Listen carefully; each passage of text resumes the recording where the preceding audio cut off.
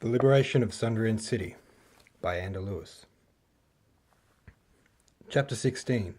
Femininity.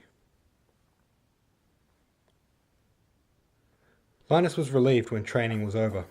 Missy had been utterly uncontrollable the entire time. When practicing torture on the human-shaped sandbags, he had trampled in all the wrong places, hitting vital organs well before the torture was complete. This had been disappointing for Linus, as he'd been trying to imagine that the victim of his torture was Evander, and his premature deaths kept preventing him from giving up the answers to Linus's many questions. When attempting to balance along the rolling logs, Missy stumbled so awkwardly that Linus nearly came flying off his seat again. Even when moving between the obstacles in the course, Missy had refused to do so at anything less than a sprint. They had crashed and bumped their way around the obstacles for nearly 4 hours, every minute of which had been riddled with laughter and torment and snide comments from the other riders, before Deimos had finally announced that the session was over. It had been a horribly embarrassing and stressful ordeal, and now, as Linus walked back through the palace gardens with the sun setting down the pink sky, his stomach panged with hunger and his head thumped and ached. Alman was not around when training finished, so Linus walked alone. He had briefly considered looking around the stables for him, but decided rather easily that he didn't have the energy, and that he very much wanted to move away from the training area. At this moment, he wanted nothing more than to bathe, feed, and sleep. Alas, as he neared the glass house, he saw something that eclipsed his desire to bathe and feed and sleep into non-existence. Princess Robin had strolled lazily across the grounds and into the glasshouse, seemingly alone, and now her silhouette danced across the walls enticingly. Without thinking, Linus veered toward the glasshouse and entered. It was warm inside, the air thick and moist and wafting straight through his mind. It was quiet too, but for a tune being hummed softly by the princess from somewhere beyond the long rows of flowers and interwoven branches. He began to feel lightheaded. The potency of the air was too much for a person suffering such a thorough exhaustion of the mind and body. The princess's gentle, lofty tune seemed to echo within his head, dizzying him further. Linus crept between rows of thick, luxuriant foliage. He glimpsed wooden crates tucked under the rows of flowers containing small glass bottles of various shapes and contents. As he moved forth, the smell grew in intensity, changing and evolving with every step that he took. Secateurs and leather gloves and bundles of string lay lazily around the rows of seemingly ungroomed plants.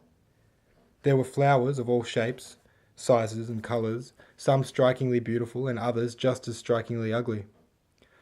Linus stopped to admire a particularly pretty white flower that had a blood-red stamen. As he reached out to touch it, he was startled by the princess's voice. "I wouldn't touch that."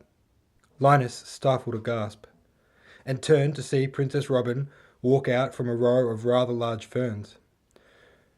Her body was a mere silhouette against the wall of ivy behind her, and suddenly that bower became a flat bed and Linus was laying her across it. The latticework digging into her curves, ivy leaves tickling around their bodies, the room shrinking around them, her red lips dancing over his, the glow from her cheek the only rose in the room. White gerbera petals began raining magically from the ceiling. Her breath was shallow, its scent was sweet and tantalizing while he moved ever closer for the kiss. "You wouldn't?" he replied, after a prolonged silent moment. His eyes were half shut and dopey. The air itself seemed to be having strange effects on his mind.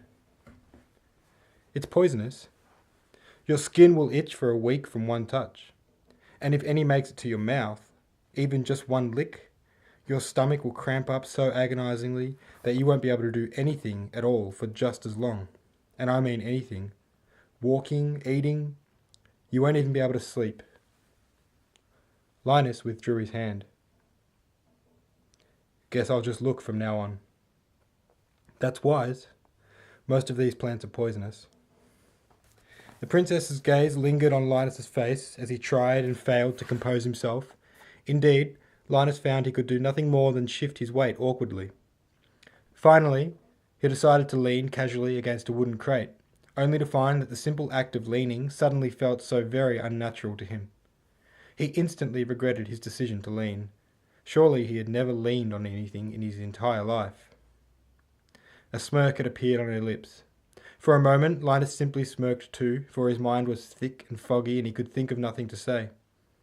"Linus Smith," said the princess. The smirk left his face, and he used his apparent surprise as an excuse to stand upright again. "That's right," he replied. "How do you know my name?" "I've heard it. My father and Remy, they speak very highly of you. You're the talk of the town, Linus Smith." A feeling of pride swelled airily in his chest. But this pride was short-lived, for the princess's smirk had intensified and evolved into something resembling a scowl. And as it did so, Linus went from a feeling of pride to a feeling of panic in one blanching moment. "A murderer at only 13. You must be proud," said the princess darkly. She now seemed the furthest thing from impressed. Linus felt ashamed. It was true, after all, that what the princess had said. He was a murderer. He wouldn't argue the matter, but simply offer his defence. "Do not be too quick to judge me, Princess Robin, at least while knowing so little of my story. You look at me now as if I am a ruthless killer. But so far today I've been beaten, ridiculed, humiliated." He trailed off, allowing the bruise on his face to speak for him. The princess stared unflinchingly, and Linus felt resolute and confident. She made to speak, but Linus continued before she could. "It was either him or me. I felt I didn't deserve death, and that Cressini did.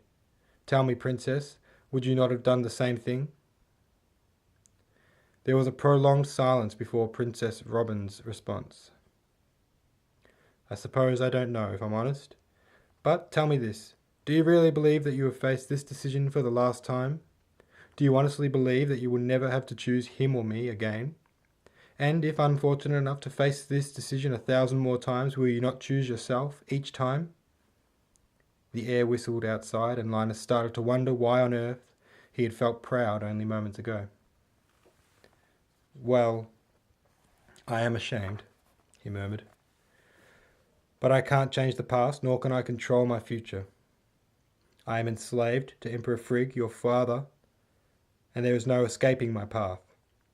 I'm truly sorry to disappoint you, Princess Robin. I am all alone here and had hoped to make a friend of you. But I understand that you are beyond befriending a cowardly murderer, and so I'll do nothing more than wish you good evening." For a moment, the glass house seemed to fall unnaturally silent. Linus shrugged and rubbed his brow. He was so very ready for sleep. "Good evening, Princess Robin." He turned and walked away, and as he made his way across the yard and into the palace, he heard faintly through the sun's dying rays that the princess was again humming her tune.